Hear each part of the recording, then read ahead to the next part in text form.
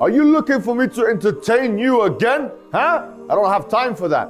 Instead, I'm establishing a mega masjid and dawah center with IslamNet. I want you to join this massive dawah endeavor. So click the link below and donate now. This is Mohammed Hajib. I believe this is him. What's he saying? He's defending Mohammed is sex with children and calls pedophilia relative. At all. We think that it's just because we have a different idea of what it means to be a child, which can be tracked historically. In these countries where we live in now, one is legal and one is illegal. Oh. Is this guy trying to justify having sex with a 13-year-old girl? Is this what he's trying to do right now? Adam, you have to listen to the end. Okay. He's not finished. And once again, pedophilia is very relative. Very relative. And so what are you trying to do, Mohammed? Yeah, trying to change the age of consent? Hold on. So is it not? Is pedophilia is legally relative as a matter of fact? That's not my opinion. That is a matter of fact. As I mentioned, if you go to Germany, the age of consent is 14 years old. If you go to the United Kingdom, the age of consent is 16 years old. If you go to the United States, in some places, the age of consent is 18 years old.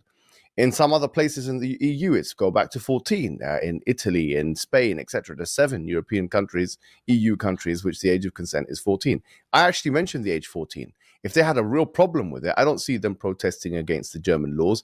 I don't see them protesting against the Spanish laws. I don't see them protesting against Italian laws. So the point I'm saying is this, is that it's relative by virtue of fact. And it's not my opinion. That is a fact. If you're in England and you have intercourse with a 13-year-old, you're a pedophile, or 14-year-old, you're a pedophile. And if you go to America and you have intercourse with the same age, then you're not a pedophile. So it's relative based on the arbitrary measures of policymakers in different parts of the world. That is a matter of fact. If they want to reprimand, they have to now come with an argument against. So is he trying to justify sex with children? Children, that's the whole question. That's the inquiry. What is a child? That is the question. He's poisoning the well. He is begging the question, which is a fallacy. It's called begging the question fallacy. I'm not saying that they're children. I don't believe in having sex with children. No, I don't believe in that. I've never said that once in my entire life. You never said that once. Let's make that clear. Of course, I've never said that once. And I think the low IQ, pot noodle eating, weirdo that was sitting there, that maybe he was, sorry to say, watching something, maybe that he shouldn't have been watching before, eating his pot noodles, eating his Krispy Kreme, watching what he shouldn't have been watching in his mother's cellar, had the audacity to speak in that manner and try and inquire in that way without humbling himself and asking questions and being a real man, which he cannot be, and he is not. Yeah, and the other ones there sitting like sitting ducks, low IQ, they don't realize that actually there was nothing in the speech of this man that suggested what this man is suggesting I'm saying. If he was in the United Kingdom, I would sue him for defamation of character. Now, the reason why I'm not doing that, because in the United States, it's much more difficult to do that, and it's much more costly, and he's not that significant anyway, this individual who looked like he was a shoe shiner for Patrick Bet-Davis. Maybe he was shining some shoes and stuff like that and cleaning in the toilets. And then they said, just come in for a second. We've run out of guests today. Come, just sit here and just fiddle with the computer. Make yourself useful. And give us some coffees and teas as well and some Krispy Kremes. And you know how to make the pot noodles, so might as well make that one as well. So this guy who is a nobody, who's trying to challenge me, and Bet-Davis, we spoke to Bet-Davis, me and you. And we spoke, we had a good conversation, never disrespected the man myself. I've only held him to account in the proper and meaningful way where he has, overcrossed the boundaries. Should have had the integrity, the intellectual integrity, to stop this this chump from saying the stuff that he was saying, but he didn't have that, and we don't expect that from them. Let's go on to a couple more clips. Let's go to the next one. And guys, and let's just go back, because Jesus Christ, what I'm saying, we're Christians, and you have to say what it is. Jesus Christ spread love, spread peace, spread all that type of stuff. Was he a virgin, Tom? Jesus Christ? Yes. Okay. He's treated women great. If we're going to go according to many Islamic historical sources, including the Hadith, collections of the Sahih al-Bukhari and Sahih Muslim, the Prophet Muhammad was betrothed to Asia when she was 6 years old, and the marriage was consummated when she was 9 years old. I'm just throwing out facts. This guy's name is Muhammad. That's what he's basically preaching, is that this is that type of mindset. And I mean, we've read this and we've seen this, right? All right, he brought up Jesus. He started off with Jesus. We can have a lot to say here. What do you here? The first thing I will say is that they believe that Jesus is the author of the Old Testament because he's part of the Trinity. Because don't forget, they believe that the Father, the Son, the Holy Spirit are one God. And therefore, it would follow that he's the author of the Old Testament. And it would also follow, therefore, that when Jesus, the part of the Trinity mentioned, the person of the Trinity mentioned in Numbers chapter 31:18, that take the young ones for yourself. And almost all rabbinic commentators said that young ones means prepubescence, actually. There is no such equivalent verse in the Quran. There's no such equivalent hadith in the Prophet's sayings. There is nothing in Islam that says you can take the young ones, the prepubescence for yourself. So according to them, Jesus Christ, okay, he ordered people to essentially, and some commentaries actually say, rape them, sexually assault them without their will, sorry to say. So if you're saying you 1000% disagree with it, then can you please come online and tell us that you 1000% disagree with the Bible, and 1000% disagree with Jesus Christ, and 1000% disagree with Numbers chapter 31 verse 18, and 1000% disagree with the injunctions given therein? I can 1000% guarantee that this chump will not do that, because he does not have the intellectual prowess or the integrity. He's not integrous enough to be able to face his own contradictions. And in fact, his argument has collapsed under the weight of the internal contradictions therein. So I would say to you that the first thing, if you wanted to mention Jesus, is to mention what I've just mentioned. And especially this verse of Numbers chapter 31:18. You can go and look into, there is a website called Sephardim.com, which shows you all of the commentaries of the Old Testament, especially the rabbinic commentaries, using the Hebrew language aforetime about this, the Talmudic commentaries, the Babylonian Talmud, the Palestinian Talmud, about this particular verse. And it's pretty clear. And even some translations into English talk about young girls. It's pretty clear if you look at the sources, this is talking about the prepubescent ones. So the right-wing people and this man and other people that want to accuse the Prophet Muhammad of such and such and this and that, you have to first deal with this inquiry before you start speaking about Islam. And then now, we've already addressed this, but then I'll address it again. He started mentioning about Aisha, at the age of 9, etc., etc. And the response to this is as follows. As we both mentioned, and quite rightly so, me and you and the rest of the Muslim people and the majority of the populations, especially in the West, do not condone or are asking for a change in the age of consent, whether in the UK, in the US, in the EU, or even in the Muslim countries. We have no such desire. There's not been one protest movement, one lobby group. By the way, I'm not sure if you know this, in the UK, there was in fact an organization called PIE, which is linked to the Labour Party, which is the party that is in charge now of government, that was officially politically lobbying for the reduction of the age of consent. Yeah. So the only people that actually have that history are the very people that are in power in these countries. We don't have such a wish or desire to change the age of consent. Having said that, when we make the apologia, for example, for the argument, the polemical argument, that's what we're doing. We're making a historical argument for the age of Aisha at 9-year-old. And by the way, if we really wanted to say this, we could, that someone could say, is it possible, the question is, to be a Muslim and believe in the revisionist account of her being 18, for example? It's possible. It's not an article of faith. There is no takfir or excommunication issued therein. Is believing that Aisha being the age of 9 years old an article of Islamic faith? Is it one of the 5 pillars of Iman or one of the 5 pillars of Islam? No, it's not. So someone can conceivably be a Muslim and not even believe in that anyway. But putting that to the side, I will say this.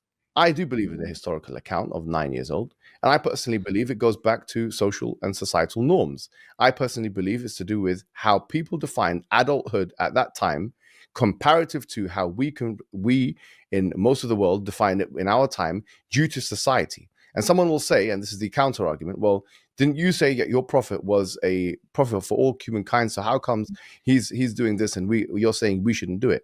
The answer is the same prophet that told us this also told us that society changes. And he told us all of the rules. He told us all of the rules of how to deal with this changing society. For example, the principle of harm, the principle of necessity in Islam.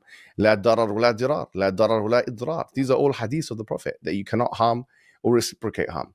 And I would posture and wager that what you do with a 13 or 14 or 12, whatever it is, year old, 1,000 years ago, where they had a completely different upbringing and a completely different social structure, is completely different to what you do with them here, where they are mollycoddled and got sent to school every day, and they have a completely different lived experience. And therefore, I would say, yes, pedophilia, it is relative to one's definition of adulthood by historical fact, by current legalistic reality, and therefore, you don't have a right, I would say, to accuse our Prophet Muhammad ﷺ of such a heinous crime without taking into account those relativistic differences and cultural sociological differences. That's how I would say. You mentioned Jesus, peace be upon him, who we love and revere, as one of the mightiest messengers sent for his people at his time. And now, if you make that argument that now, because he started off as he's love, he's peace, and so if he's 1 and 3 in the Trinity, he's God. So he's giving these orders, Yes. which you quoted numbers, take the little ones for yourselves. Exactly. Wouldn't he also be the one that dictated that Mary, that she be 12 when she gave birth to Jesus?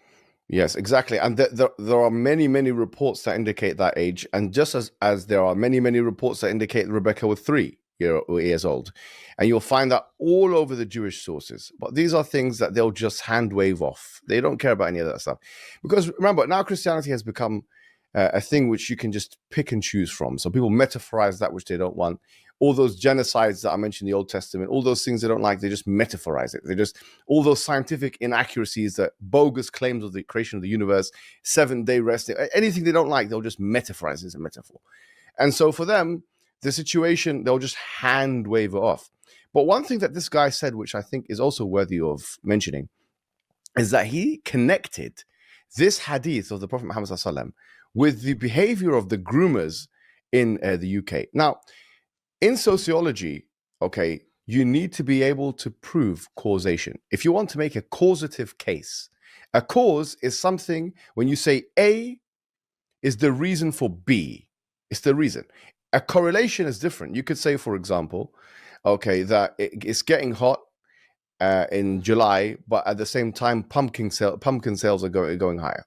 There's no correlation. There's no causation. There's a correlation, but there's no causation. But if it's Halloween time and it's October, then you can make a causative case. They say, but people are buying pumpkins because of Halloween. Now, if you're making a causative case between the religion of Islam on the one hand and the grooming that took place on the other, then what you need as a sociologist, as a proper academic, is you need to make a causative argument to show the link between A and B.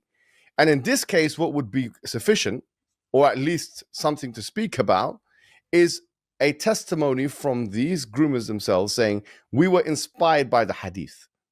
We don't believe it's haram. We don't believe it's wrong to take these white girls and to do this.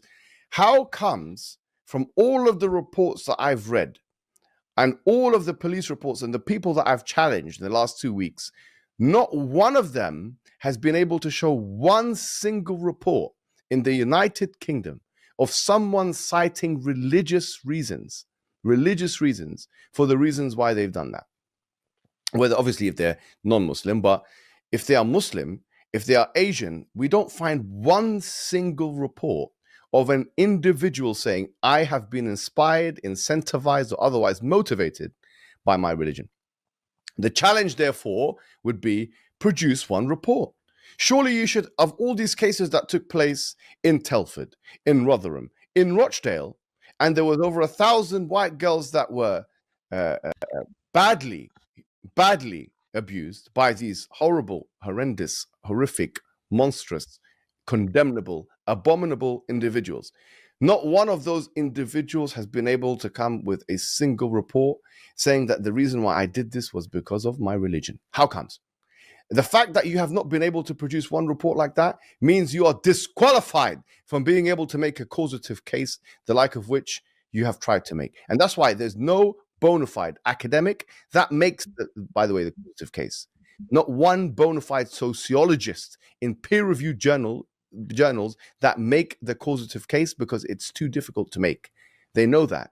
And in almost all the reports that have been written by the CSA and the Home Office and the Cobain report and this and the book that she wrote in 2018, Ella Cobain in 2018, none of that links the grooming, Asian grooming gangs, etc., to the religion of Islam. So this man is academically inept. He is incapable of reaching that level of inquiry. He's incapable of making the case. He's creating a problem out of nothing. And as I've mentioned, if his issue is of men who are over a certain age, being in sexual relationships with women that are under the age of 18 or even the under age of 16, then you've got 300,000 cases, according to statistics from the year 2008 and 2018 in the United States of America itself, which, by the way, as we mentioned, the majority of the states don't even have an age of consent, or they have an age of consent which is below the age of 18. Okay, what you have to worry about? Why are you worrying about what's happening in Telford and Rochdale and Rotherham? In these towns, by the way, if you've been, they're not even cities in the UK, where disenfranchised and poor people are doing all kinds of mad stuff.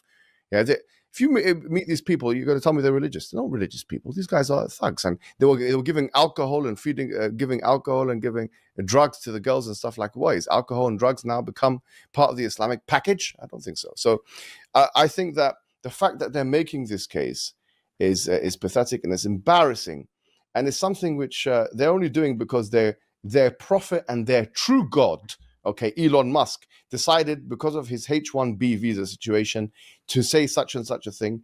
But there will be something coming out about Elon Musk which will shock the public, which I will be publishing on Thursday, which will shock the public. It's the most scandalous thing, and I'm keeping it with me. It will completely shock the British public. It will come out in 2 days. It will shock the entire public about Elon Musk, and I have the information, and no one else has the information that I have, and I'll be producing this information in 2 days, and people will be shocked to know what happened. Are you looking for me to entertain you again? Huh? I don't have time for that. Instead, I'm establishing a mega masjid and dawah center with IslamNet. I want you to join this massive dawah endeavor. So click the link below and donate now.